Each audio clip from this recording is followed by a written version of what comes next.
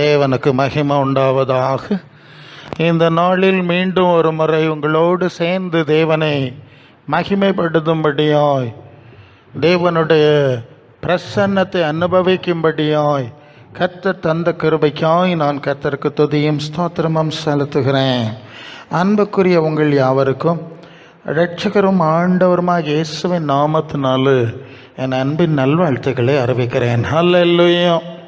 தேவ கிருபையும் சமாதானமும் உங்கள் அனைவரோடும் கூட இருப்பதாக. ஆமென். ஹல்லேலூயா.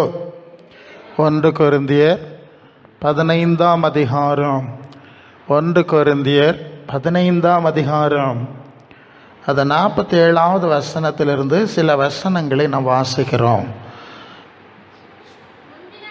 முந்தின மனுஷன் பூமியிலிருந்து உண்டான மண்ணானவன், 2ஆம் மனுஷன் வானத்திலிருந்து வந்த கர்த்தர். மண்ணானவன் எப்படிப்பட்டவனோ மண்ணானவர்களும் அப்படிப்பட்டவர்களே. வானத்துக்குரியவர் எப்படிப்பட்டவரோ வானத்துக்குரியவர்களும் அப்படிப்பட்டவர்களே. மேலும் மண்ணானவருடைய சாயலை நாம் அணிந்திருக்கிறது போல வானவருடைய சாயலையும் அணிந்து கொள்வோம். சகோதரரே, நான் சொல்லுகிறது என்னவெனில், மாம்சமும் இரத்தமும் தேவனுடைய ராஜ்யத்தை சுதந்திரிக்க மாட்டாது. அழிவுள்ளது அழியாமை சுதந்திரிப்பதில்லை. இதோ ஒரு ரகசியத்தை உங்களுக்கு அறிவிக்கிறேன். எல்லாரும் நித்திரை அடைவதில்லை.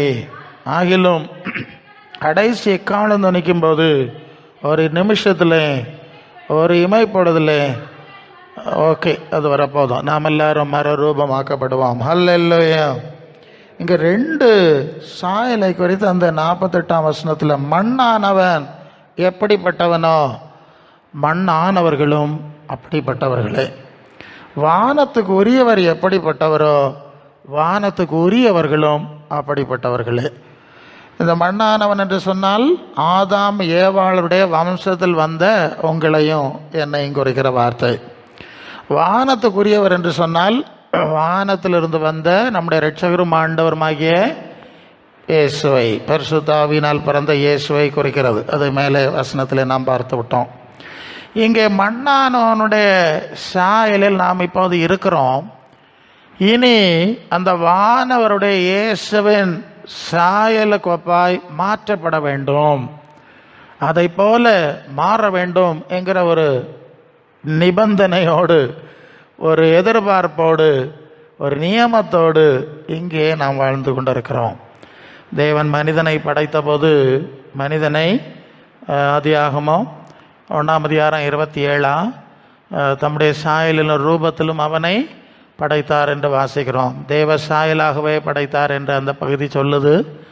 தேவ சாயல் என்று சொன்னால் சாவாமை உள்ள நிலை, ஒளியை உடையாய் அணிந்திருக்கிற நிலை, பூர்ண சந்தோஷ நிலையில் இருக்கிற காரியம். அப்புறம் தேவனுடைய உறவிலே வாழ்ந்த அந்த ஏதேனின் தன்மை, இதெல்லாம் தான் தேவ சாயல்னு சொல்கிறது. அதாவது நாம் முதலாவது நம்முடைய மூதாதையராகிய ஆதாம் ஏவாள் படைக்கப்பட்ட போது அவர்கள் சாவாமை உள்ளவர்களாக இருந்தாங்க. ஒளி உடை. சங்கீதம் 8:5 மனுஷனை தேவதூரிலும் சற்று சிறியவனாக்கினீர், கனத்தினாலும் மகிமையினாலும் அவனை முடிசூட்டினீர். சரியா? அப்போ தேவன் ஒளியை உடை அணிந்திருக்கிறார். சங்கீதம் 104:2. அப்போ அதான் தேவ சாயல். அவர் சாவாம உள்ளவர். அது 1 தீமோத்தேயு 6:16. ஸோ அதே சாயலில் படைத்திருந்தார் முதலாவது. பிறகு அவர்கள் சாசுக்கு பின்னால் போனதுனால, தேவனை அசட்டை பண்ணதுனால, அது அதிகாரம் 3ஆம் அதிகாரத்தில் படிக்கிறோம் இல்லையா, அவர்கள் இருந்த எல்லா மேன்மை இழந்தார்கள். அது ஒளி, அந்த உடை அவர்களை விட்டு போய்விட்டது. அப்புறம் ஆதியாகமம் 3:16-19 நீ பருக வேண்டாம், உன் வம்சம் என்னோட மோசமாக இருக்கும். ஆதாம் இடத்துல சொல்லிட்டார், நீ என்ன அசட்டை பண்ணாலும் பூமி உன்னிமித்தம் சபிக்கப்பட்டிருக்கும். அதுதான் அந்த பூமியினுடைய சாபங்கள். நீ உயிரோடு இருக்க நாளெல்லாம் வருத்தத்தோடைய பலனை புசிப்பாய், நீ மண்ணில் இருந்திருக்கப்பட்டாய், மண்ணுக்கு திரும்புவாய். இந்த வாழ்க்கையை தான் நாம் இப்போ வாழ்ந்துட்டு இருக்கிறோம். ஹல்லேலூயா. இது பைபிள் 1வது புத்தகம் சொல்கிற செய்தி. இப்படி தேவ சாயலை இழந்துட்டாங்க. அதுக்கு பிறகு தொடர்ந்து பல விஷயங்கள் நடக்கிறது.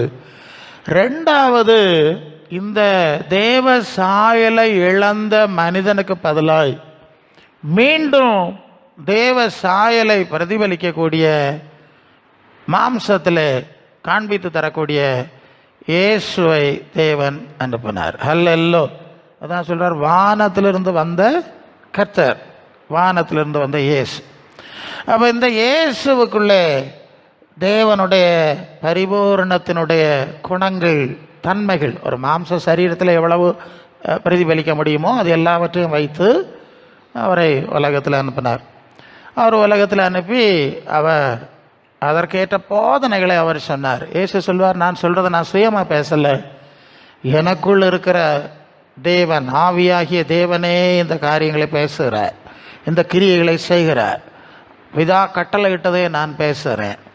அப்போது இயேசுவின் எல்லா வார்த்தைகளும் போதனைகளும் பரலோக தேவனுடைய சாயலை அல்லது அவர் நம்மை படைத்திருந்த அந்த மேன்மையான சாயலை மீண்டும் அடைவதற்கு நமக்கு வழி கோலுகிறதாக இருக்கிறது. அல்லேலூயா. இயேசுவின் வார்த்தை, இயேசுவின் போதனை நித்திய ஜீவனை கொடுக்கிறது. அது நித்திய ஜீவனை கொடுக்கிறது. அதனால்தான் பேதுரு ஒரு சந்தர்ப்பத்தில் இயேசுவை விட்டு சீடர்கள் பலர் பின்வாங்கி போனார்கள்.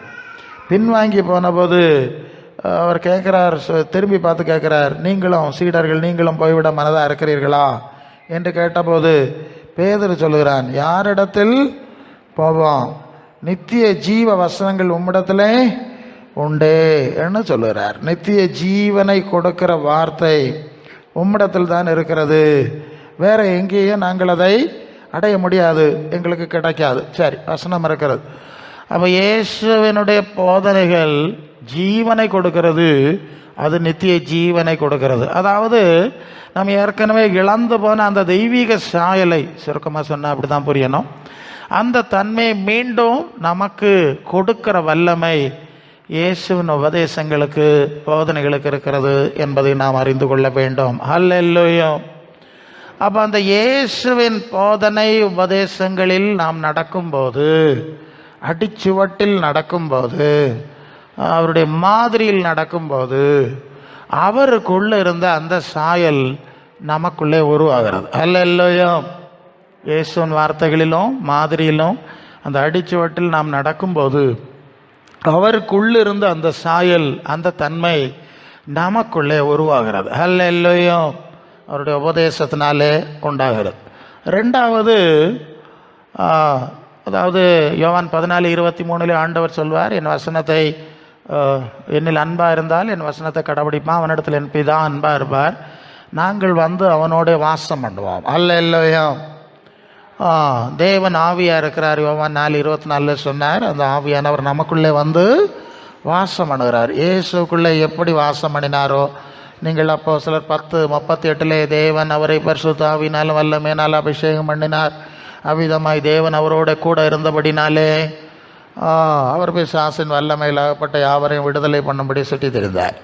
அப்போ தேவன் ஆவியாய் இயேசுக்குள் வந்து வாசம் பண்ணி அவரோட கூட இருந்தார்.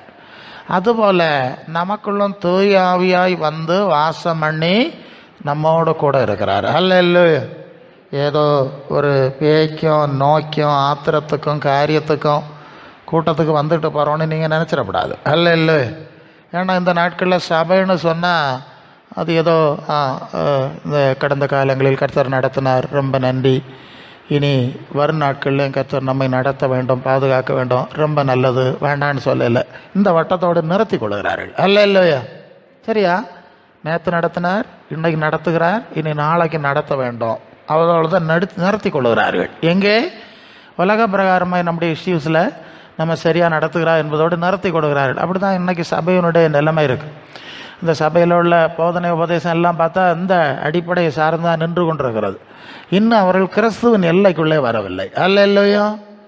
வானத்துக்குரியவருடைய எல்லைக்குள்ளே வரவில்லை, வானத்துக்குரிய சிந்தைக்குள்ளே வரவில்லை, அந்த சிந்தையிலே அவர்கள் இன்னும் வளரவில்லை. பூமிக்குரிய ரீதியிலேயே முடித்து விடுகிறது போல இந்த நாட்களே சபைகளின் சூழல் இருக்கிறது. அல்லேலூயா. அதனால் இந்த மாதிரி செய்திகளை கேட்டால் விசுவாசிகளுக்கு இது என்ன புதுமையாக இருக்குது, நாங்கள் கேட்கவே இல்லையே, எப்படி ஒரு விஷயம் எங்களுக்கு தெரிய வச்சியாது. அல்லேலூயா என்கிற மாதிரி பல இடத்துல சூழ்நிலை இருக்கிறது. அல்லேலூயா. சரி, அப்போது மண்ணானவனுடைய சாயலில் வந்து தேவ சாயலில் படைச்சி அதை இழந்து நான் இப்படி போய்கிட்டே இருக்கோம். இனி இயேசுவின் சாயலை அடைய வேண்டும், அடைய அழைக்கப்பட்டிருக்கிறோம். அல்ல, அப்போ கிறிஸ்துவுக்குள் நாம் எதற்கு அழைக்கப்பட்டிருக்கிறோம்? கிறிஸ்துவின் சாயலை, தன்மையை, மகிமையை அடைவதற்கு தான் அழைக்கப்பட்டிருக்கிறோம். உலகத்தில் எப்படி இருக்கிறோமோ, சிலர் கொஞ்சம் உயர்வாய் தோன்றலாம், பலர் தாழ்வாய் தோன்றலாம். ஏன்னா நீங்கள் வந்து 1 கொரிந்தியர் 4ஆம் அதிகாரம் 9வது வசனத்திலிருந்து வந்தால், தேவன் அப்போஸ்தலராகிய எங்களை மரணத்துக்கு குறிக்கப்பட்டவர்களைப் போல கடைசியானவர்களாக தோன்றப்பட பண்ணினார். அப்புறம் நாங்கள் உலகத்துக்கும் தூதருக்கும் மனுஷருக்கும் வேடிக்கையானோம்.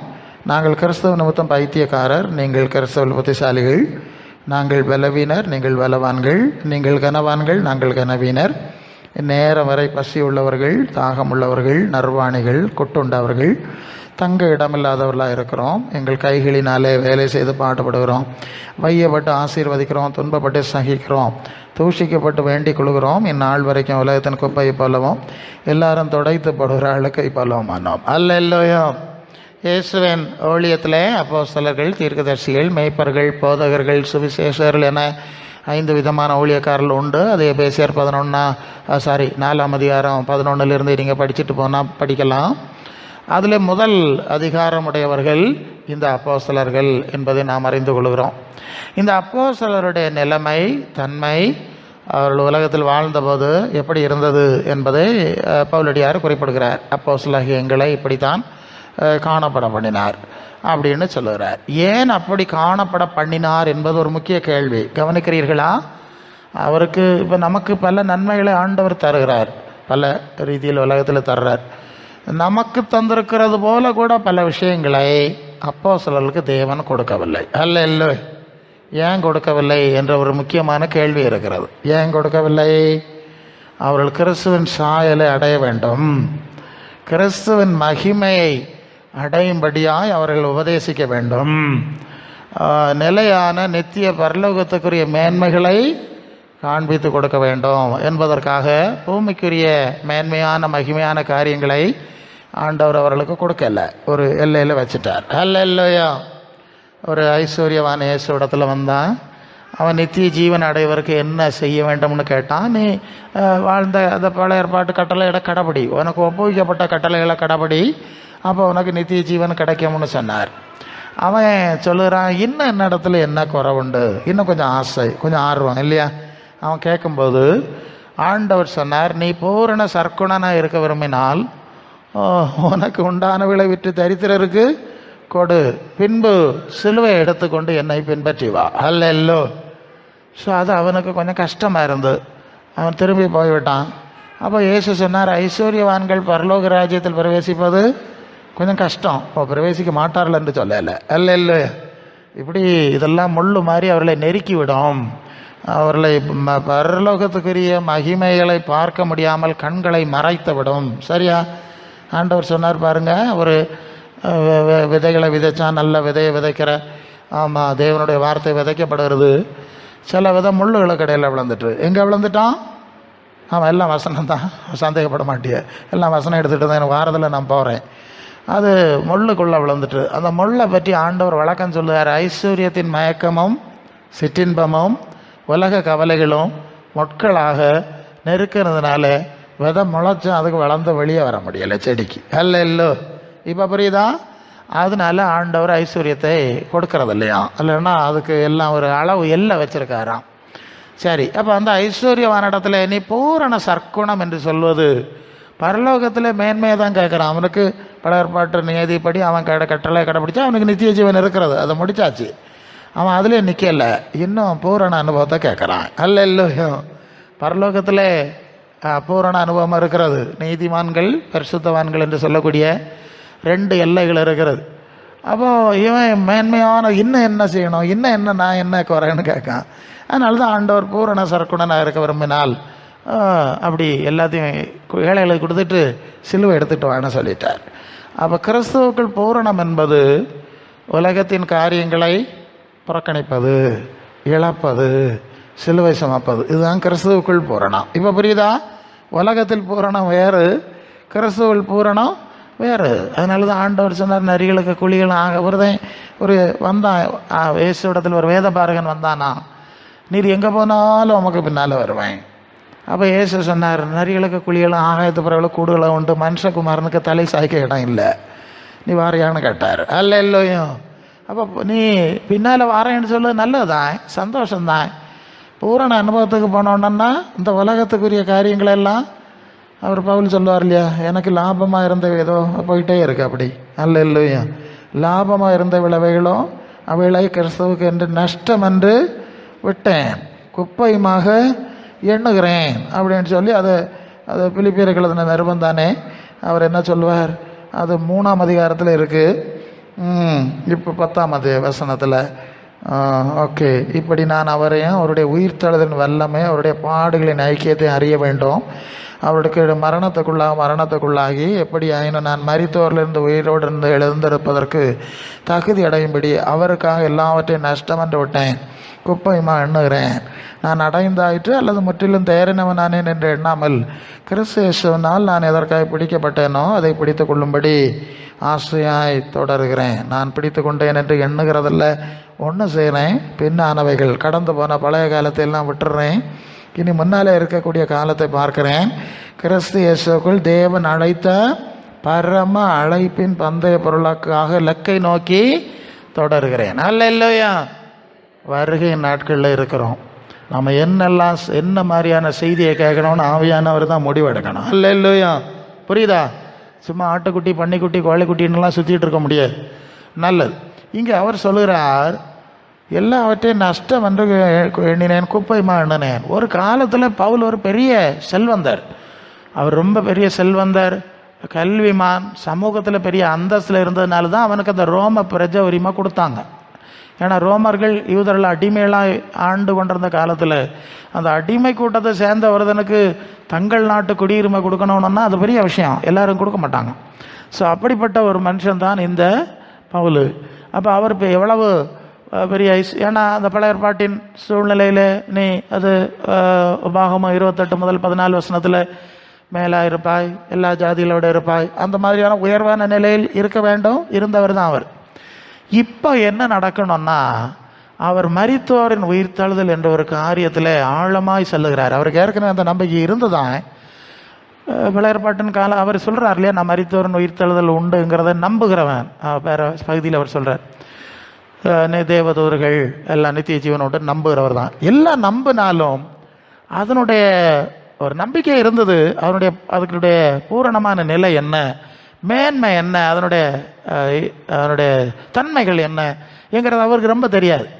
அது இயேசுவை பின்பற்றி அதை பழைய கண்ணை குருடாகி புதிய கண்ணை திறந்த பிறகுதான் அவருக்கு இந்த வெளிப்பாடு கிடச்சிது. ஓஹோ, மேன்மையானது இது இல்லை, நிலையானது நித்தியமானது தான் மேன்மை, நிலையற்றவைகளை குறித்து நான் மேன்மை பாராட்டக்கூடாதுங்கிற அறிவு வந்து விட்டது.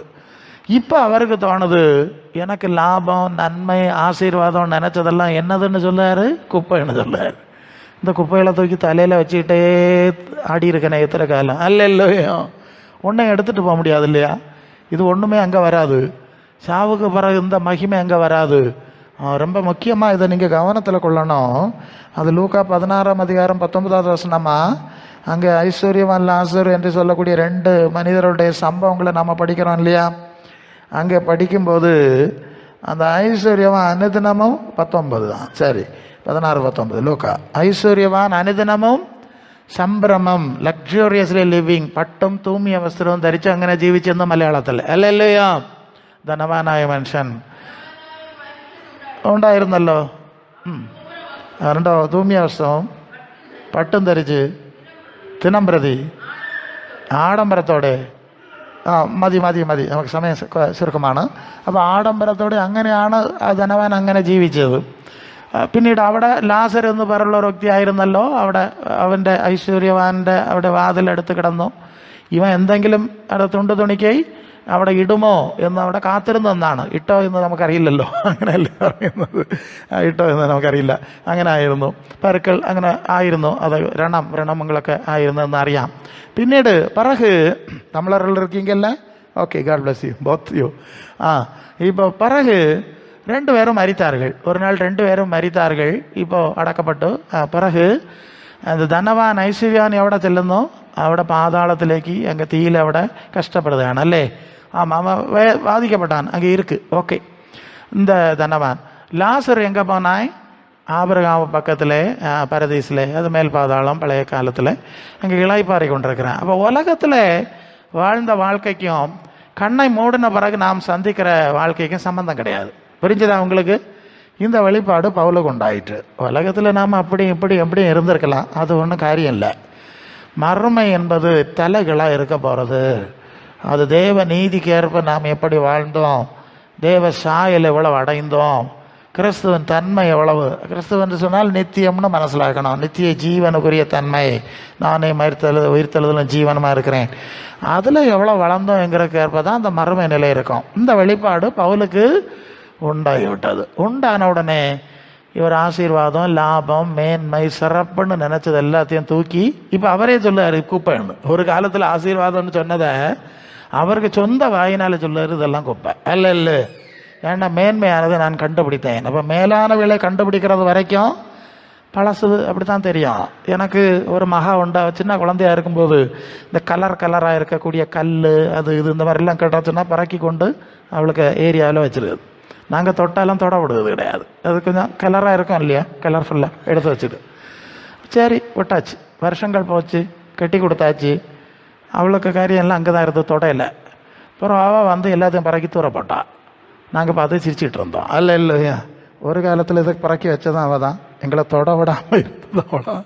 இப்போ அவளே தூக்கி வெளியே போடும். இது ஓகே, இதுதான் காலம். இப்போ குழந்தையா இருந்தபோது குழந்தைய போல பேசினேன், புருஷனான போதோ குழந்தைக்குரிகளை விட்டு விட்டேன். இதுபோல் கிறிஸ்துவில் குழந்தை அனுபவம் இருக்கிறது. அல்ல இல்லையோ. அது கலாத்தியர் 4:19 கிறிஸ்து உங்களில் உருவாகும் அளவும் மறுபடியும் அப்போ கற்ப வேதனைப்படுகிறேன். அந்த வார்த்தையினுடைய பொருள் கிறிஸ்து நமக்குள்ளே உருவாக வேண்டும். என்ன சொல்லுதே பிரசங்கியாரே? இயேசுநாதரை ஆராதிக்கணும், ஆராதிச்சுட்டு போனோம், இப்படி தான் நம்ம கேட்டிருக்கோம். நமக்குள்ள கிறிஸ்து உருவாகணுங்கிறது கேட்டதில்லை பெரும்பாலும். இன்னைக்குள்ள நீங்கள் கேட்டீங்களான்னு தெரியாது. பெரும்பாலான இன்னைக்குள்ள கிறிஸ்டியன் என்வாரன்மெண்ட்டு இயேசு நமக்குள் உருவாக வேண்டும், அவருடைய தன்மை உருவாகணும்னு எனக்கு இருக்கு தெரியல. அப்போ தன்மை உருவாகும் போது அவர்கள் கிறிஸ்துவின் குழந்தையாக இருப்பார்கள். சரிதானே? அப்புறம் எபேசியர் 4:11 தேவகுமாரனை பற்றி விசுவாசத்திலும் அறிவிலும் அன்பிலும் ஒருமைப்பட்டவர்களாகி கிறிஸ்துவின் நிறைவான வளர்ச்சியின் அளவுக்கு தக்க பூரண புருஷராக வரைக்கும். அல்ல இல்லை. எப்படி? ஒரு சபையினுடைய வேலை என்னது? கிறிஸ்துவை ஒவ்வொருவருக்குள்ளும் உருவாக்க வேண்டும். கிறிஸ்து அவர்களுக்குள் வளர்ந்து பூரணமடையும்படி சபை சீர்திருந்தணும், பரிசுத்தவான்கள் சீர்திருந்தணும், பக்தி விருத்தி அடையணும், அன்புடனே சத்தியத்தை கை கொண்டு தலையாகிய கிறிஸ்துவுக்கள் எல்லாவற்றிலும் வளருகிறவர்களாக இருக்கும்படி சபையை வைத்தார். அல்லையா, நான் அடிக்கடி சொல்லுவது உண்டு, சொல்லி ஆக வேண்டியிருக்கு. சபை என்ற ஸ்ட்ரக்சர், அங்கே கிறிஸ்து தலைவர். அந்த கிறிஸ்துவின் தன்மையில் எல்லோரும் உருவாக்கப்பட்டு நிறைவடைய வேண்டும். அதுதான் கிறிஸ்துவின் சபையினுடைய வேலை நோக்கம். அல்லையா, அதுக்குரிய எல்லா அம்சங்களும் அங்கே இருக்கணும். இந்த ஜப கோபுரம், தேவனுக்கு வீடு, தேவனுக்கு கூடு, தேவனுக்கு கூடாரம், அதெல்லாம் அங்கே கிடையாது. அல்ல இல்லையா? நீங்கள் 2 கொரிந்தியர் 3:16 நீங்கள் தேவனுடைய ஆலயமாக இருக்கிறீர்கள் என்றும் தேவனுடைய ஆவி உங்களில் வாசமாக இருக்கிறது என்றும் அறியாத இருக்கிறீர்கள். அப்போ நம்ம ஏன் ஆலயம் ஆக்கியாச்சு? நமக்குள்ளே வந்து வாசம் பண்ணவர் அவருக்கு வீடு, வேறு வீடு கட்டுவது எப்படி, கூடு கட்டுவது எப்படி, அவருக்கு கூடாரம் அமைக்கிறது எப்படி, அதெல்லாம் தேவையில்லாத வார்த்தை. சபை இருக்கிறது. அல்ல இல்லை, கிறிஸ்துவின் பூரண அனுபவத்தை உருவாக்கி நிறைவாக்கக்கூடிய சபை இருக்க வேண்டும். அல்ல இல்லை, அங்கே தான் அந்த 5 விதமான ஊழியக்காரர்கள் இருப்பாங்க. அங்கே சத்தியம் பேசப்படும், பொய் எது உண்மை எது என்று பேசப்படும். இல்லையா? சத்தியம்னா ஃபேக்ட், பொய்ன்னா போஷ்க்கு. அல்லே, அது பொய்க்கு தலைவன் பிசாசுன்னு சொல்லியிருக்கு. வெளிப்படுத்தல் 12:9 உலகம் அனைத்தையும் மோசம் போக்குற பிசாசு என்று சாத்தான் என்று சொல்லப்பட்ட பழைய பாம்பாகிய பிசாசு. அவன் எல்லாம் பொய்யா செய்வான். இப்போ தலைக்கெல்லாம் பெயிண்ட் அடித்து பிரசங்கி மாதிரி படுக பாட பார்த்தியெல்லாம் டிவிலெல்லாம் பார்க்குதில்ல.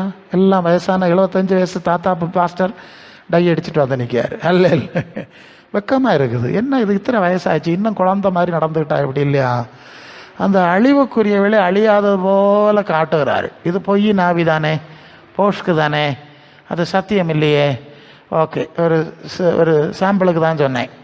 இப்படி எல்லாமே இந்த நிலையற்ற உலகின் காரியத்தை, மாஞ்சி மறைஞ்சு போகிற காரியத்தை, அது 2 பேதுரு 1ஆம் அதிகாரம் கடைசி வசனத்துக்கு முந்தின வசனம் என்ன சொல்லுது? மாம்சமெல்லாம் புல்லை போல, அதன் மகிமை எல்லாம் புல்லின் போல இருக்கிறது. புல் உலர்ந்தது, பூ உதிர்ந்தது. சரிதானே? இது இயேசுவின் பிரதான தூதனாகி அப்போஸ்தலர் சொல்கிற வார்த்தை. அதனால தான் மாம்சம் ரத்தம் தேவனுடைய ராஜ்யத்தை சுதந்திரிக்க மாட்டாதுன்னு நம்ம வாசிட்டோம். அழிவுள்ளதாக இது அழியாமை சுதந்திரிப்பதில்லை. இது முதல் ஐடியா. சரியா? சரி, இப்போ கிறிஸ்துவின் சாயலை நாம் அடைய வேண்டும் என்று சொன்னால் 2 கொரிந்தியர் 4:16 பவுல் சொல்லுகிறார், ஆனபடினாலே நாங்கள் சோர்ந்து போகிறதில்லை, எங்கள் புறம்பான மனுஷன் அழிந்து உள்ளான மனுஷன் நாளுக்கு நாள் புதிதாக்கப்படுகிறது. പുറമേ ഉള്ളവൻ ക്ഷയിച്ചു പോകുന്നു, അകമേ ഉള്ളവൻ നാൾക്ക് നാൾ പുതുക്കം പ്രാപിക്കുന്നു. അല്ലല്ലയോ? അപ്പോൾ അകമേ ഉള്ളവൻ എന്ന് പറയുന്ന உள்ளான மனுஷன் நாளுக்கு நாள் புதிதாக்கப்படணும். நம்ம சரீரத்தில் புதிதாக்கப்பட முடியாது. உலக ரீதியில் உள்ளதெல்லாம் அப்படி கொஞ்சம் புதுசான மாதிரி இருக்கும். எத்தனை பெயிண்ட் அடித்தாலும் எத்தனை லைட்டு போட்டாலும் அது பழசாயிட்டே போகும். அல்ல இல்லை, அதை நிறுத்த முடியாது. ஆனால் உள்ளான மனுஷன் நாளுக்கு நாள் புதிதாக்கப்பட வேண்டும். அல்ல இல்லையோ? அது கிறிஸ்துவுக்கேற்ற சிந்தையிலும் சாயலிலும் தன்மையிலும் புதிதாக்கப்பட வேண்டும். நான் சொன்னேன் இல்லையா, தேவன் ஆவியாக இருக்கிறார், அவர் வாசம் பண்ணுகிறார். இந்த தூய ஆவியானவர் வரும்போது நம்மை கிறிஸ்துவின் சாயலில் உருவாக்குகிறார். அல்ல இல்லையா? நான் ரொம்ப சக்தி வாய்ந்த முக்கியமான விஷயம் சொல்லிகிட்டு இருக்கிறேன். நீங்கள் அதை எந்த அளவு சீரியஸாக எடுக்கிறீங்கன்னு எனக்கு தெரியாது. நீங்கள் சீரியஸாக எடுக்கிற விஷயம்லாம் கண்ணை மூடுவதோட முடியும். சொல்லிட்டேன்ல, நீங்கள் ரொம்ப சீரியஸாக ரொம்ப முக்கியத்துவம் கொடுத்து சொல்கிறது எல்லாமே பெயிண்ட் அடித்து அது ஐயோ இத்தனை லட்சம் உள்ளதல்லோ இருக்காமா, இத்தனை கோடி, அதெல்லாம் கண்ணை மூடணுன்னா ஸ்டாப் ஆகும். இப்போ நான் சொல்லுவதெல்லாம் கண்ணை மூடின பிறகு தொடர்ந்து வரும். அல்ல இல்லையா? அதான் சபையினுடைய சக்தி. சரி, அப்போ கிறிஸ்துவின் சாயலில் தூய ஆவியானவர் நம்மை மாற்றி அமைக்கிறார். அல்ல இல்லோ? உள்ளான மனுஷன் ஆத்துமாவில் கலாத்தியர் 5:22 ஆவியின் கனியோ அன்பு, சந்தோஷம், சமாதானம், நீடிய பொறுமை, தயவு, நற்குணம், சாந்தம், விசுவாசம், இச்சையடக்கம். அப்போ நம்முடைய ஆத்மாவிலே இந்த குணங்களை அவர் உருவாக்குறார். சரிதானா? சும்மா கையை காலை உதறதும் அந்நிய பாஷையும் பேசிட்டு போகிறது தான் பரிசுத்த ஆவின்னு நினைக்கப்படாது. உங்களை விட நான் நிறைய அந்நிய பாஷை பேசுகிறேன், அதுக்காக தேவனை துதிக்கிறேன். அந்த அளவு நீங்கள் யாரும் பேச மாட்டிய. அல்ல இல்லையோ? அந்நிய பாஷை பேச தடை பண்ணாதுங்கள், பேசுங்கள், நாடுங்கள், தேடுங்கள், ரகசியம் பேசுங்கள், எல்லாம் இருக்குது. ஓகே, இருந்துட்டு போட்டு வேண்டான்னு சொல்லலை.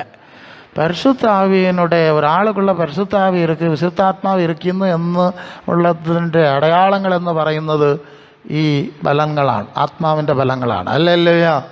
இந்த குணங்க இருந்தால் தான் அங்கே பரிசுத்த ஆவியானவர் இருக்கிறார். சரியா? அப்போ இந்த குணத்தை ஆத்மாவில் உள்ளான மனுஷனில் ஆவியானவர் உருவாக்குகிறார். இதை நீங்கள் அறிந்து கொள்ள வேண்டும். ரோமர் 8:9 கிறிஸ்துவின் ஆவி இல்லாதவன் அவருடையவன் அல்ல. அப்போ இந்த தூய் ஆவிக்கு இன்னொரு பேர் கிறிஸ்துவின் ஆவி. அது ஏன் கிறிஸ்துவின் ஆவின்னு போட்டிருக்குன்னா, தேவன் இயேசுவுக்கு எந்த ஆவியை கொடுத்தாரோ அதே ஆவியை நமக்கு தருகிறார். சரிதானே? அதே ஆவி நமக்குள்ளே வந்தால் நமக்குள்ளே என்ன நடக்கும்? அது பிலிப்பியர் 2:5 கிறிஸ்து இயேசுடைய சிந்தையே உங்களிலும் இருக்க விடும். அந்த சிந்தையை உண்டாக்கணுமா? இப்போ நான் கேட்கணும், நிறைய ஆவி இருக்குது, அது அந்நிய பாஷை அப்படி இப்படிலாம் இருக்குது, எல்லாம் நிறைய எல்லாம் நாங்கள் பார்த்துட்டு இருக்குதான்.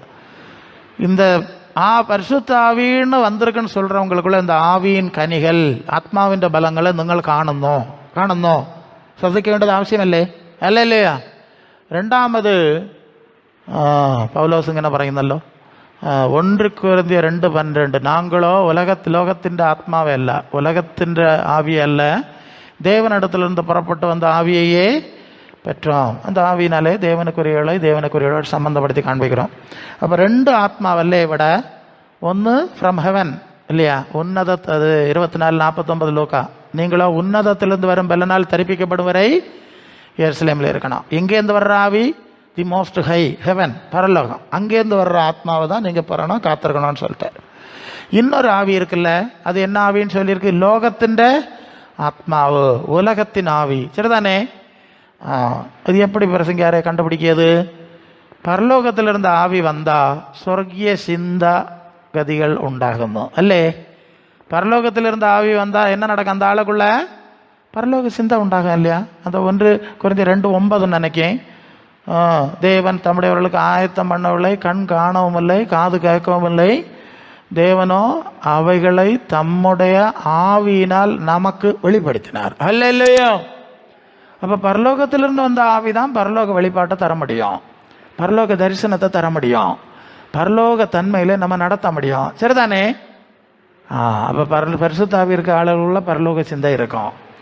உலகத்துக்கு எதிரான சிந்தை இருக்கான் இல்லையா? அது யோவானில் சொல்லும்போது சத்திய ஆவி ஆகி அவர் வரும்போது பொய்யின் ஆவி ஆட்சி செய்கிற உலகத்தை கண்டித்து உணர்த்துவார். கண்டித்து தானே உணர்த்துவார் இல்லையா?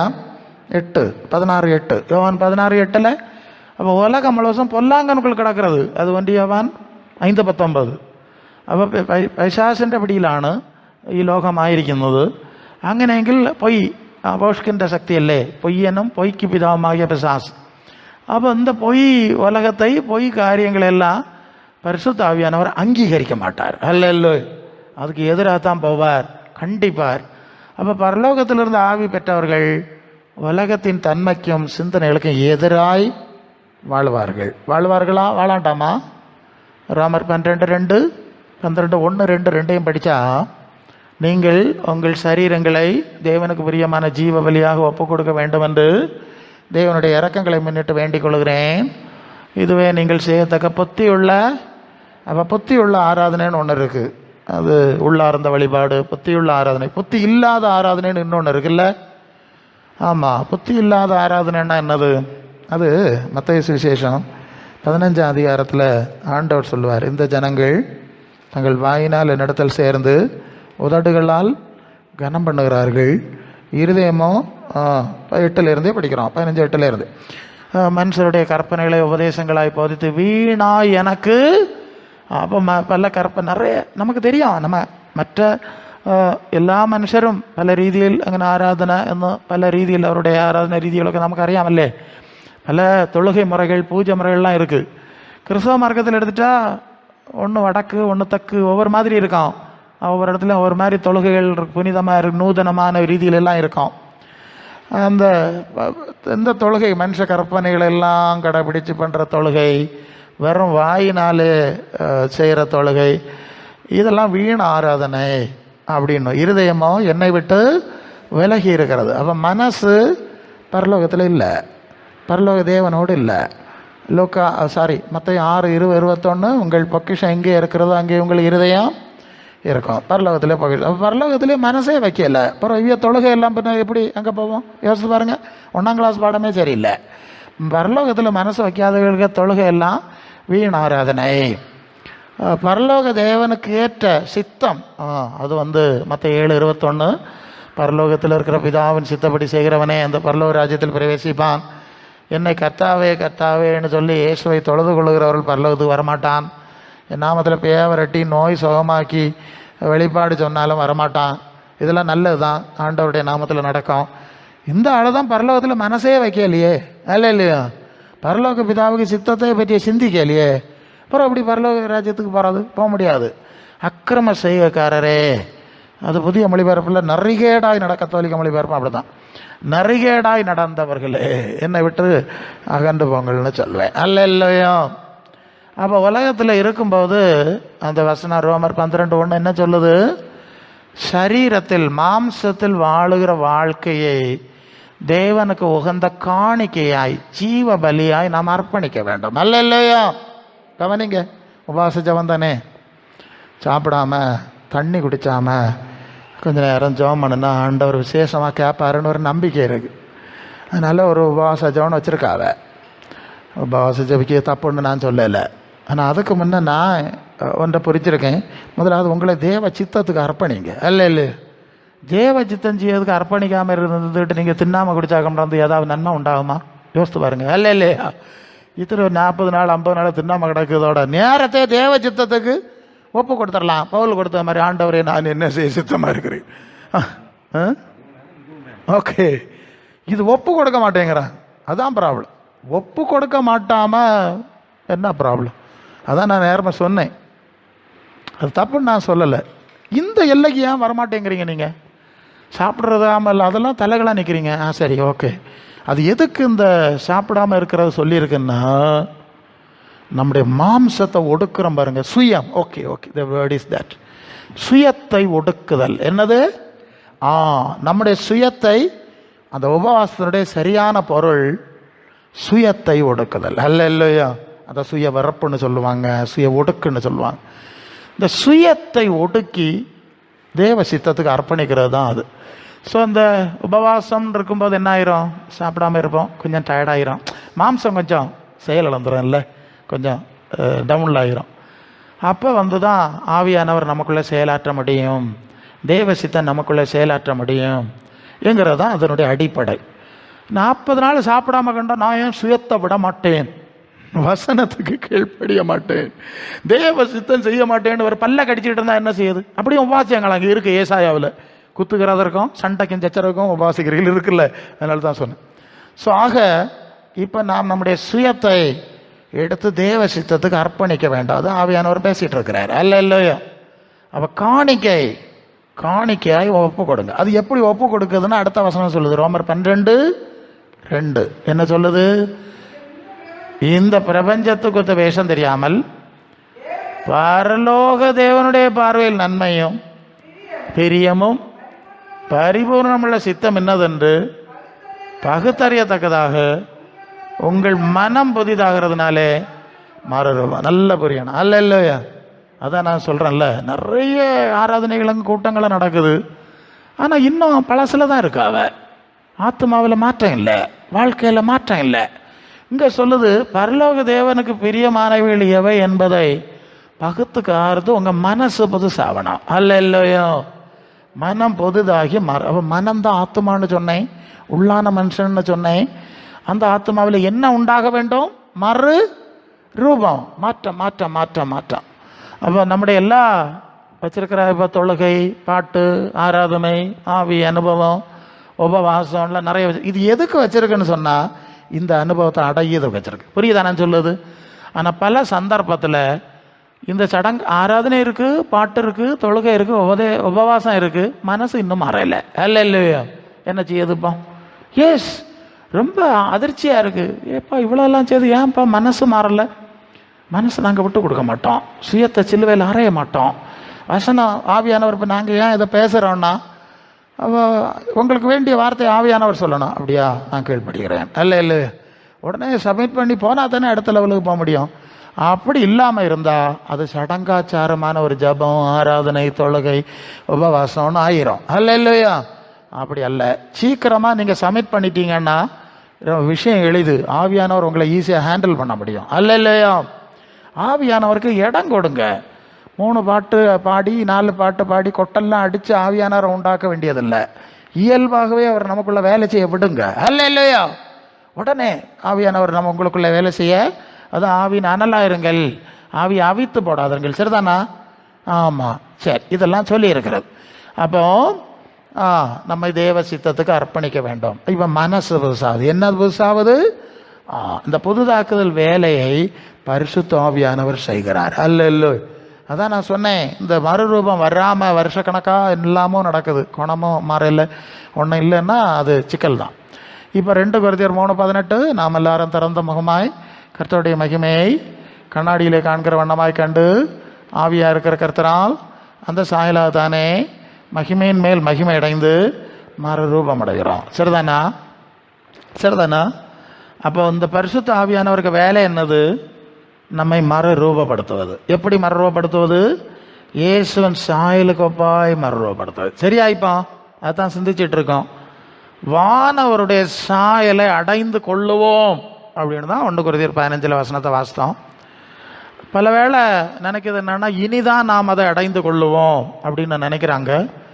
ஆனால் வேத வசனங்கள் சொல்கிறது இன்னும் இப்போதே நமக்குள்ளே அது ஏற்படுகிறது. இல்லைல்லோ?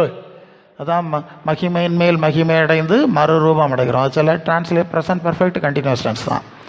உள்ளான மனுஷன் நாளுக்கு நாள் புதிதாக்கப்படுகிறது. எபேசியர் 3:16 உள்ளான மனுஷன் வெள்ளமையாய் பலப்பட்டு கொண்டே இருக்கணும். அப்போ இப்போதே கிறிஸ்துவின் சிந்தை, கிறிஸ்துவின் சாயல், கிறிஸ்துவின் குணம் நமக்குள்ளே உண்டாகி வளர்ந்து பூரணப்பட்டு கொண்டே இருக்க வேண்டும். சரிதானே? சந்தேகம் இருக்கா அவங்களுக்கு? இதுதான் சபையினுடைய வேலை. இப்போ நீங்கள் என்ன அனுபவத்தில் வந்திருக்கிறீர்கள், சென்று கொண்டிருக்கிறீர்கள்னு நீங்கள் முடிவெடுத்துக்கணும். இப்போ இயேசு வரும்போது அது பிலிப்பியர் 3:21 அது தம்முடைய வல்லமையான செயலினாலே நம்முடைய அற்பமான சரீரத்தை அவருடைய மகிமையான சரீரத்துக்கு பாய் மாறு ரூபப்படுத்துவார்னு வாசிக்கிறோம் இல்லையா? அது 1 கொரிந்தியர் 15 படிச்சிட்டோம். வரும்போது அப்போ இயேசு வரும்போது நம்ம மறுரூபப்படுத்துவார் என்றது விசுவாசம். அது இப்போ கத்தோலிக்கர்களுக்கும் இப்போ அந்த விசுவாசம் இருக்குது, சிஎஸ்ஐக்காரர்களுக்கு இருக்குது, பந்தைகோசைக்காரர்களுக்கு இருக்குது, நமக்கு எல்லாருக்கும் இருக்குது. ஒரு இமைப்படுதல் என்ன செய்வார்? மாற்றுவாருன்னு விசுவாசம் வந்திருக்கு.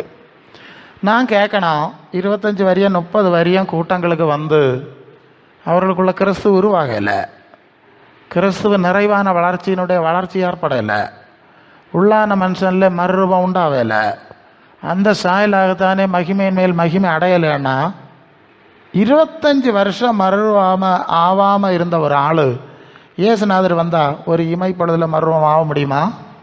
சொல்லுங்கள், முடியுமா? அப்போ இந்த மறுரூபன் ப்ராசஸ் நடந்துக்கிட்டே இருந்தாதான் அந்த நேரத்தில் அந்த மறுரூபத்தை அடைய முடியும். புரிஞ்சது இல்லையா அவங்களுக்கு? அப்போ வானவரின் சாயலை அடைய அழைக்கப்பட்டிருக்கிறோம் என்பதை நீங்கள் கவனத்தில் கொள்ளணும். உலகத்தில் உயர்ந்தியளோ தாந்தியளோ அதெல்லாம் பேசலை, அது சபையின் அனுபவம் கிடையாது. வானவரின் சாயலை அடைந்து கொண்டே இருக்கிறீர்களா? எந்த லெவலுக்கு வந்திய? இயேசு வரும்போது அந்த பூரண அனுபவத்தில் மறு ரூபமாய் முற்றிலும் மறுரூபமாய் போக முடியுமா? உங்கள் தகுதி என்ன? உங்கள் பிரயாசம் என்ன? ஒரு வசனத்தோடு முடிக்கலாம். அது பிலிப்பியர் 2:12 அதிக பயத்தோடும் நடுக்கத்தோடும் உங்கள் ரட்சிப்பு நிறைவேற பிரயாசப்படுங்கள். பார்த்தியா, இந்த ஒரு வீட்டை கட்டடத்தை கட்டுறதுக்கு பிரயாசம், வாழ்றதுக்கு பிரயாசம் மாதிரி கிறிஸ்துவின் நிறைவான அனுபவத்தில் வளர்ந்து பூரணம் அடைவதற்கும் நாம் நிறைய பிரயாசப்படணும். அதுதான் விசுவாச ஓட்டம்னு சொல்லுது, அதுதான் சபையின் அனுபவம்னு சொல்லுது. அதுக்கு தான் வாரம் முழுசும் ஏதாவது ரீதியில் இதை பற்றி சிந்திக்கிறதும் பேசுகிறதும் ஜெபிக்கிறதுமாய் காரியம் நடக்கணும். அப்போ மனசு பரலோகத்தில் இருக்கான்னு பாருங்கள், பரலோகத்திலேருந்து வந்து ஆவி இருக்கான்னு பாருங்கள். கிறிஸ்துவுக்குள்ளே இருந்த மனநிலை, நான் உலகத்தான் அல்ல அதுபோல் உலகத்தார் அல்லன்னு சொன்னார், நேரம் முடிச்சிட்டு எனக்கு. ஸோ இதெல்லாம் இருக்கான்னு பாருங்கள். வானவருடைய சிந்தையில் போகிறோமா இல்லை மண்ணானவனுடைய சிந்தைகளில் போகிறோமாங்கிறதெல்லாம் பார்த்துடுங்க. இப்போ காலத்தை கடைசியில் ஐயா நான் இத்தனை வரியும் கூட்டத்துக்கு போனேன்னா ஒன்றும் பிரயோஜனம் கிடையாது. 30 வரியும் 3ஆம் கிளாஸில் இருந்தால் என்ன செய்யுது? இல்லையா? சரி, ஆகவே அந்த நாளிலே வானோருடைய சாயலை நாமம் அடையும்படி முடிச்சிடலாம். ஓகே, வானவருடைய சாயலை நாமம் அடையும்படி இந்த நாளில் நம்ம அர்ப்பணம் செய்வோம். கர்த்தர் நம்மை தொடர்ந்து ஆசீர்வதிப்பாராக. அல்லேலூயா. எல்லாரும் கைத்தட்டி கர்த்தருக்கு ஸ்தோத்திரம் பண்ணுவோம். அல்லேலூயா. உம்மை போல மாறணும்.